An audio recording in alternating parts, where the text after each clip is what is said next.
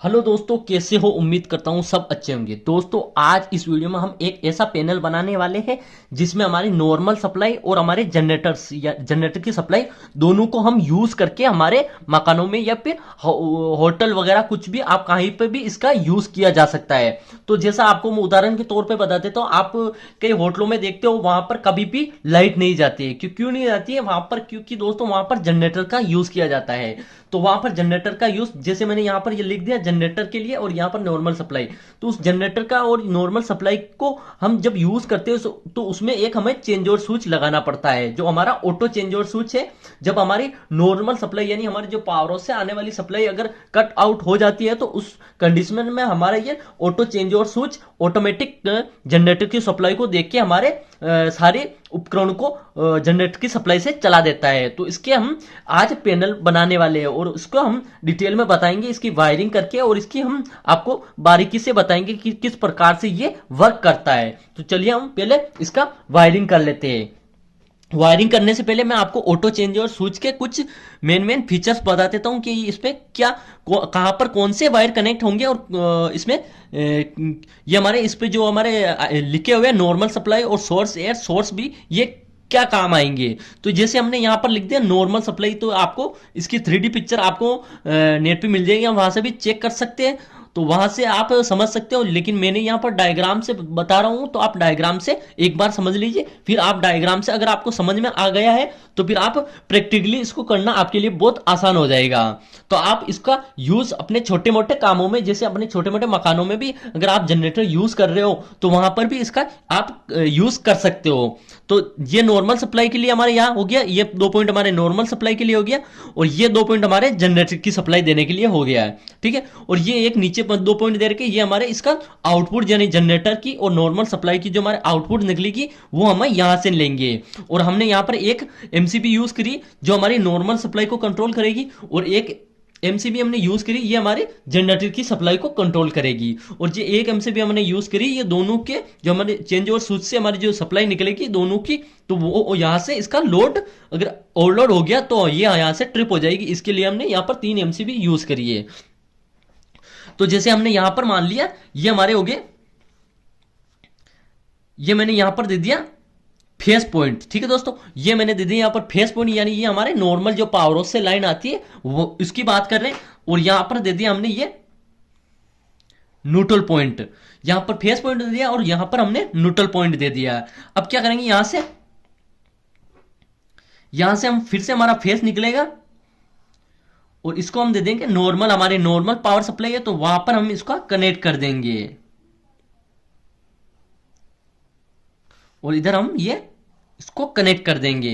इसके बाद क्या करेंगे, हमारा ये न्यूट्रल यहां से निकलेगा और ये हमारा सीधा हम यहां से इसको यहां कनेक्ट कर देंगे। दोस्तों आप ध्यान से समझना क्योंकि वायरिंग इसकी बहुत थोड़ी डिफिकल्ट है, तो आप इसको विशेषकर पूरी वीडियो को ध्यान लगा के देखिए। ठीक है, यहां पर हमने कनेक्ट कर दिया। उसके बाद में हम क्या करेंगे, ये हमारे जनरेटर की सप्लाई है तो हमारे यहां से जनरेटर नॉर्मल सप्लाई आ गई और ये हमारी जनरेटर की सप्लाई आ गई। जैसे हमने यहां पर ये न्यूट्रल मान लेते हैं इसको, सॉरी इसको हमने न्यूट्रल इसको माना है तो न्यूट्रल हम इसको मान लेते हैं और फेस हमारा ये हो गया, ये हमारा फेस हो गया। ठीक है, तो अब क्या करेंगे, हम यहां से वापस हमारा यहां से फेस निकलेगा और इसको हम सीधे यहां पर कनेक्ट कर देंगे। ऊपर वाले पॉइंट पे हम यहां पर ऊपर वाले पॉइंट पे कनेक्ट करेंगे। इसके बाद हमारा हमारा न्यूट्रल निकला, ये न्यूट्रल को हम यहां से सीधा इसके ऊपर वाले पॉइंट पे कनेक्ट कर देंगे। तो इस तरह से हमने यहां पर नॉर्मल सप्लाई को कनेक्ट कर दिया यहां पर ऊपर नॉर्मल पावर सप्लाई पे, और हमारे यहां पर ये हमारे जनरेटर की सप्लाई को हमने यहां नीचे कनेक्ट कर दिया है। यहां पर आपको दिख रहा होगा नॉर्मल सप्लाई जो हमारा नॉर्मल पावर है, और इसको हम सोर्स ए भी बोलते हैं, और इसको हम जैसे जनरेटर की सप्लाई को हम जनरेटर सप्लाई या फिर सोर्स भी बोल सकते हैं। ठीक है, हमने यहां कनेक्ट कर दिया। इसके बाद में हमारा यहां से निकलेगा, यानी दोनों से हमने जो जोड़ा है तो तीसरे पॉइंट से हमारा निकलेगा न्यूट्रल, सॉरी फेस, और इसको हम कनेक्ट कर देंगे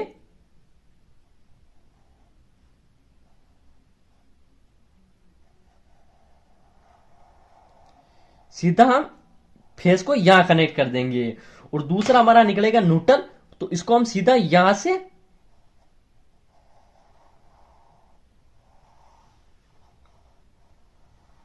यहां कनेक्ट कर देंगे। ठीक है, और यहां पर हम एक बल्ब का साइन दर्शा दे लेते हैं। जैसे हमने ये बल्ब का साइन दर्शा दिया है और इसके एक पॉइंट हो गया, ये एक पॉइंट हमने यहां दर्शा दिया है। इसके बाद में हमारा ये न्यूट्रल पॉइंट सीधा यहां से लेंगे और सॉरी फेस पॉइंट, और इसको हम यहां कनेक्ट कर देंगे। उसके बाद में ये न्यूट्रल पॉइंट हम लेंगे और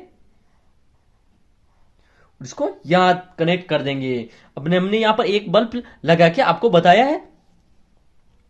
ठीक है दोस्तों, तो इस प्रकार से हमारी ये वायरिंग कंप्लीट होगी। तो दोस्तों अब ये वायरिंग हुई, तो ये हमारी ऑटो चेंज ओवर स्विच की वायरिंग, सिर्फ हम इसको हाथ से ऑपरेट करके हम इसको यूज कर सकते हैं। इसको हम ऑटोमेटिकली नहीं हुआ है कि ऑटोमेटिकली करने के लिए हमारी जो यहाँ पर दे रखी है ये हरी प्लेट, इस पे हमें वायरिंग करनी पड़ेगी। तो इसकी भी वायरिंग हम कर लेते हैं एक बार। इसकी वायरिंग में कुछ नहीं है दोस्तों, जैसे यहां पर लिखा बी आर और बी एन। बी आर का मतलब हो गया फेस और बी एन का मतलब हो गया न्यूट्रल। तो जैसे हमें यहां पर ये हमें न्यूट्रल देना है यहां पर, और यहां पर हमें ये फेस देना है। और ये फेस हमारा कौन सा हो गया दोस्तों? जनरेटर वाला फेस हो गया ये। इसको हम यहां कनेक्ट कर देंगे। और इसके बाद में ऐसे ऐसे हम यहां पर क्या लिखा हुआ है, ए आर और ए एन। तो ए आर पे हमारा फेस हो गया ये, और ए एन पे हमारा ये न्यूट्रल हो चुका है। तो इस तरह से हमारी ये वायरिंग कंप्लीट हो चुकी है।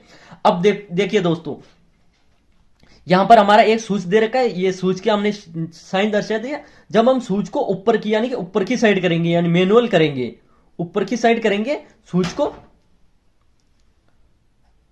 ऊपर की साइड करेंगे और इन सभी एमसीबी को हम ऑन कर लेंगे। जैसे हमने यहां पर लिख दिया ऑन, ऑन और ऑन। तो हम जब इसको ऊपर करेंगे और इसको मैनुअल पे सेट करके जब हम सभी एमसीबी को ऑन करेंगे, तो हमारे ये जैसे स्विच हमारा ऊपर की साइड है, तो हमारा ये सोर्स ए, यानी सोर्स ए का मतलब नॉर्मल सप्लाई से हमारा ये लोड चालू रहेगा। और जब हम इसको स्विच को हम नीचे की तरफ कर देंगे, यानी कि इसको नीचे की तरफ घुमा देंगे, तब हमारा सोर्स भी यानी जनरेटर से हमारा ये बल्ब चालू रहेगा, यानी लोड चालू रहेगा। और जब हम इसको नीचे की कर देंगे तो हमारे ये सारे बंद हो जाएंगे। और जब हम इसको स्विच को हम ऑटो पे सेट कर देंगे, यानी नीचे की तरफ सेट कर देंगे, तो जब हम सभी को इनको ऑन कर लेंगे, सभी एमसीबी को ऑन ऑन कंडीशन में करेंगे, तो हमारी जब ये भी ऑन कंडीशन में रहेगी और ये भी ऑन कंडीशन में और ये भी ऑन कंडीशन में रहेगी, तो इस कंडीशन में हमारा ये जैसे ऊपर की साइड रहेगा, तो ये नॉर्मल सप्लाई से हमारा लोड चालू रहेगा। और जैसे मान लो ये ऑन है, इसको हम अगर नीचे की तरफ कर देंगे, यानी इसको नॉर्मल सप्लाई को ऑफ कर देंगे, तो इस कंडीशन में हमारा ये जनरेटर की सप्लाई से ये ऑटोमेटिकली हमारा ये जो स्विच है ये ऑटोमेटिकली नीचे की साइड छटक जाएगा, यानी कि नीचे की साइड इसका रुक हो जाएगा। तो इस तरह से इसकी वायरिंग कंप्लीट होगी। और ये हमारे ये बहुत सी मिली सेकंड में होता है दोस्तों, तो पता भी नहीं चलता है नॉर्मल सप्लाई और पावर जनरेटर की सप्लाई कब आती है कब जाती है, बिल्कुल एक मिली सेकंड में ये काम होता है। तो इससे हमें पता भी नहीं चलता है कि हमारा नॉर्मल सप्लाई कब गया और जनरेटर कब चालू हो गया और हमारे लोड कब चालू हो जाता है। ठीक है दोस्तों, इसकी वायरिंग अगर आपको समझ में आई तो वीडियो को जरूर लाइक कर देना और चैनल को जरूर सब्सक्राइब कर देना, ताकि हम ऐसी और वीडियो के लिए आपको मोटिवेट रहे। और अगर आपको वीडियो पसंद आए तो वीडियो लाइक कर देना और चैनल को सब्सक्राइब कर देना और पास के बेल आइकन को प्रेस कर देना, ताकि हम जब ऐसी और वीडियो डालें तो आपके पास नोटिफिकेशन आ जाए। मिलते हैं अगली वीडियो में, बाय दोस्तों।